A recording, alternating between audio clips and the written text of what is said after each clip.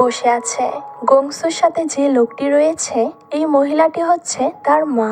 তো লোকটি এখানে তার মাকে বলে, তোমার যে বান্ধবী আছে না, এই মেয়েটি হচ্ছে তারই নাতনি। তার মা তখন তাকে বলে, ও আচ্ছা, এটা তো তাহলে সেই মেয়ে যার মা সিঙ্গার হওয়ার জন্য বাড়ি ছেড়ে পালিয়েছিল। কিন্তু এই কথা শুনে গংসুর খুবই মন খারাপ হয়ে যায়। এরপর সে সেই লোকটির সাথে তার নানির বাড়ির সামনে চলে আসে। তবে তার নানি বাড়িতে ছিল না। তাই লোকটি এখানে গংসুকে বলে, তোমার নানি হয়তো কাজে গিয়েছে, উনি আসতে আসতে তুমি ভিতরে গিয়ে বসো। গংসু তখন লোকটির কথা মতো বাড়ির ভেতরে প্রবেশ করে।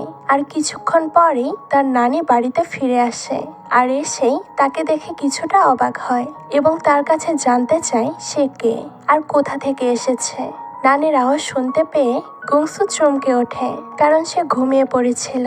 গংসু তখন ভয়ে তার কাছে থাকা